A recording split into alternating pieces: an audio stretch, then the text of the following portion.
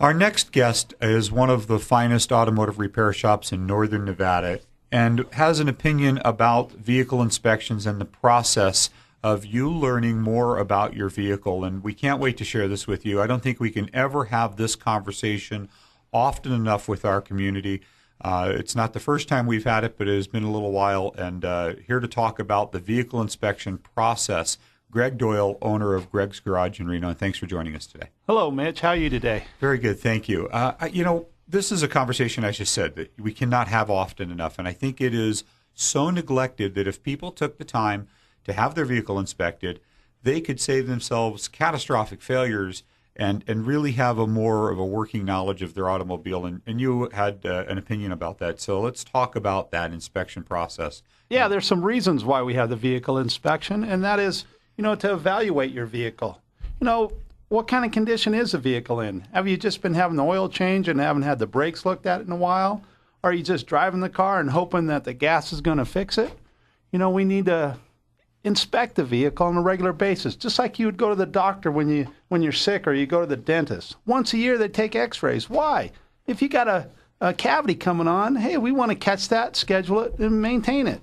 Just like when we're under the hood, if we notice your water pump's starting to leak, hey, we want to address that so you can budget it, have it repaired, and not be stuck on the side of the road.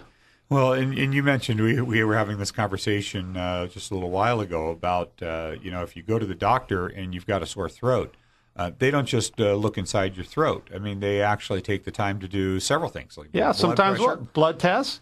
Blood tests. Some of the tests we don't want to talk about. Swab your throat for strep, and they'll check your temperature. Right.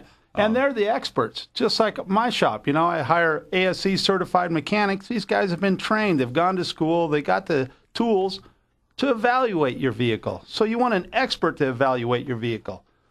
Well, I think that one of the things that I've seen over the decades is the abuse of the inspection process by many of the substandard repair shops, and really one of the real bases of why our show exists in the first place is to educate and inform our community about these issues. Is that they take these inspection processes and they use them strictly as a sales tool. And you were talking about how your shop handles the inspection process. Let's get into that a little bit so they know there's a difference in even how that occurs. Yeah, so, the inspection takes some time to do. And if you don't know that inspection's being done, and all of a sudden the guy tells you, you need your rear end replaced, it's going to be $1,000. You're looking at him like, you know what, I don't believe you. I never asked to have this inspection done. Well, and one of the things is, that a lot of shops, and many will say, well, we do this inspection, we'll do it for free. For free. But did you want it for free? You want to know what's going on with your vehicle, so it's best that you pay to have this inspection done. That way, when the service advisor calls you, he tells you, look, your brakes have 40% left. You're good for another couple years. But we noticed this leak coming out of the rear end, and we're just going to watch it right now because the fluid level is still good. That's the kind of inspection you want, that you know the condition of your vehicle, and if it doesn't say, hey, it's due for a timing belt or a tune-up, that you can budget that coming in the next 6 months. Hey, it's going to cost $400 to have this repair done. Budget this aside. We'll set up this date, and you have a well-maintained vehicle that's not going to break down on you and give you trouble-free service. That's what you need out of inspection. Well, typically a physician would say you should get a physical once a year. How often do you suggest people actually have their vehicle inspected thoroughly? I mean, once a year, it should be plenty. You take it in for an oil change, usually 3 every 4 months. It's not, you don't need a full inspection every time, but once a year is what I recommend. Where and not just because you're just going to prepare to go out on a trip. Well, maybe you do that once a year, and that definitely would be a good before time you go out on a trip, huh? Definitely. And now the inspection process. Roughly, how long does it take for a technician to do a thorough one? A thorough one takes an hour. You're pulling the wheels off, inspecting the brakes, you're inspecting the drivetrain. We're taking it out on a test drive, making sure the tranny's operating right. The suspension's in good shape, that it steers right, it doesn't have vibrations or pulsations.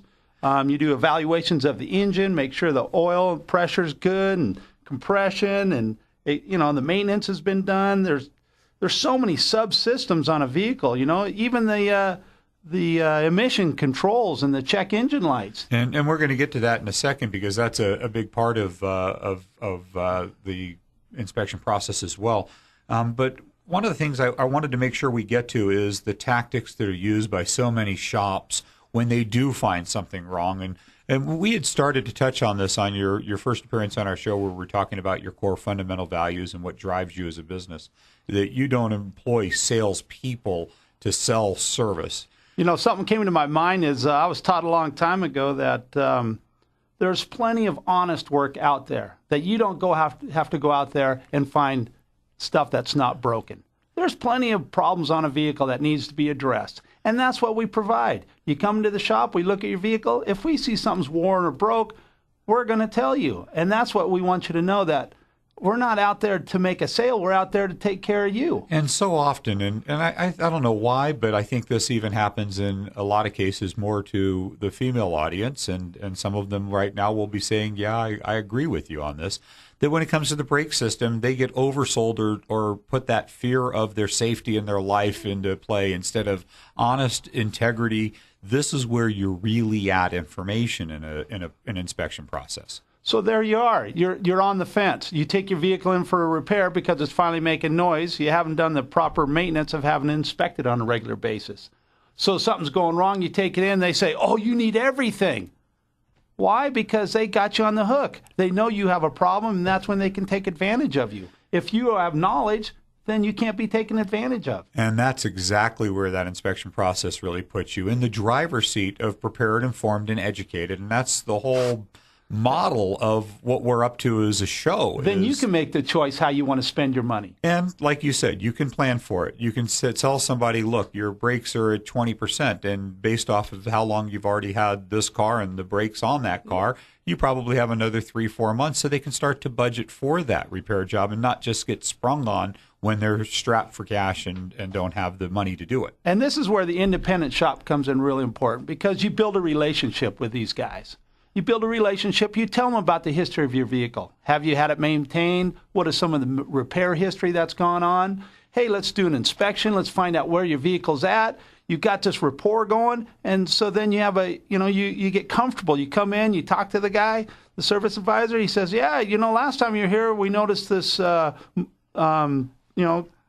code on your car, and we're just going to recheck it again and see if how it's doing. It's that relationship that you're building. And you mentioned even the way your shop handles, if there are several things that are found that need to be addressed, that you can create them in an importance of priority for the consumer so they can start to address them as they are really needed and know what's coming down the line. I've got it broken down into 3 categories: safety, reliable, comfort.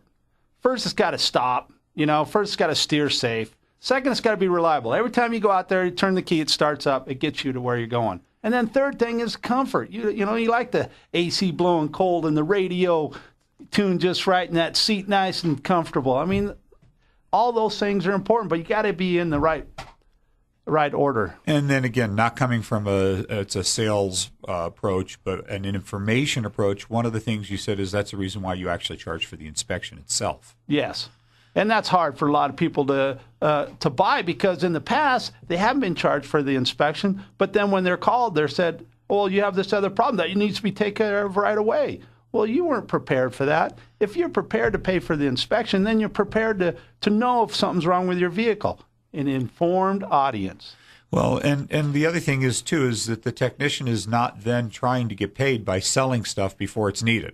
Because he's been paid for the inspection itself. And you don't mind if that inspection results in somebody doing the work themselves, for an example. No, not at all. You've been paid for that inspection. I care about my customers just like I care about my family. This is part of the community. This is part of building a community and taking care of each other. And you have been a part of that for decades. We've talked about that on our prior show as well. And you had started to mention the check engine lights. And I think this puts, again, is another area, just like the braking systems, where that fear comes into most people's hearts because they think when that light comes on, there's some catastrophic engine failure. And so many times it's not. And what's the most common thing that sets those lights off? Well, first of all, if the light comes on, there's a reason.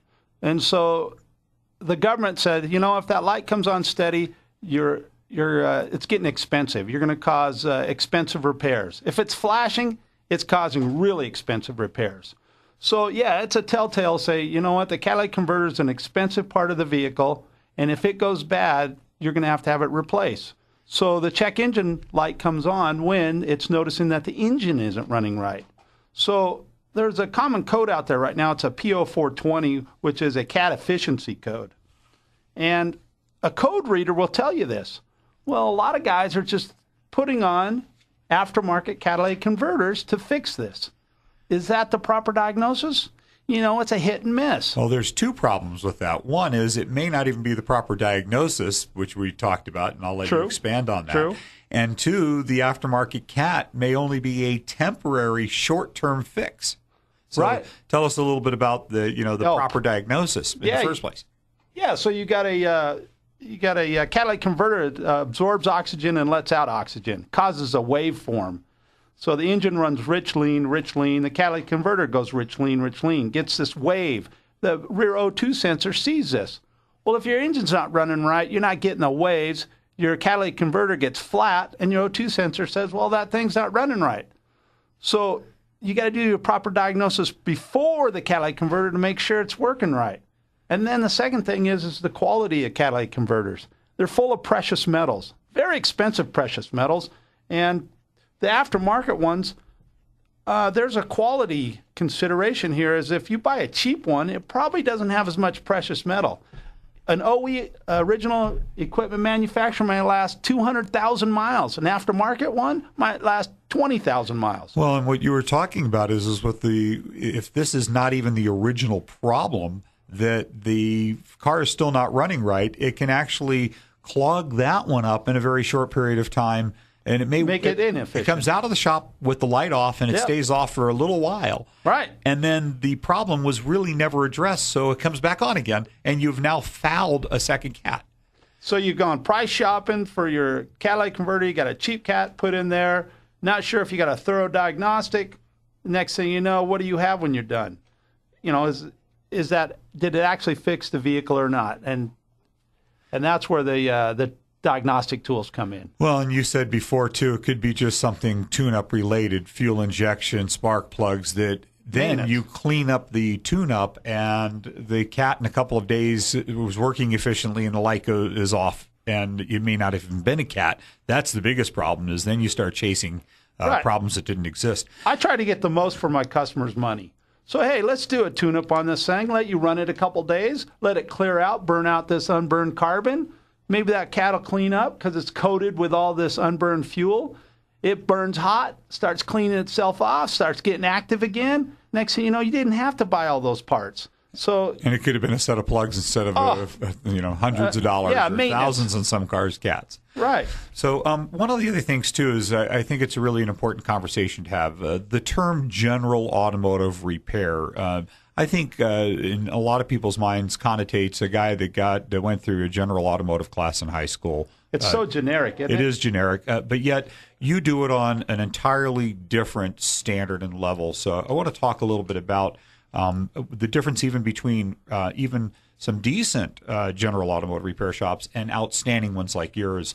You were talking about how it gets just right down to the guy that's working on the car. Right, and that's what I realized. I've been in the industry for 20 some odd years. I've been working at dealerships, gas stations, independent shops, and it comes down as the mechanic that's working on your vehicle is where the quality lies. Do you have a guy who's concerned and cares about the vehicle he's working on? You want him to make sure that he's done the job right. Well, and one of the things for you is you've done it for yourself for so many years. You know when somebody's doing the job right, and that's really what takes you to that level above the rest in the industry. It's Greg Doyle. The standard. It is the standard that you're of excellence. Greg Doyle with Greg's Garage in Reno. How do they get a hold of you, Greg? Yeah, you can call me at 324-0911 or visit my website at gregsgarageinc.com. We'd be more than happy to service your vehicles anytime. One of the finest shops in northern Nevada for all of your automotive needs. Thanks for being here with us today, and we hope to have you back again real soon. All right, Mitch. Thank you.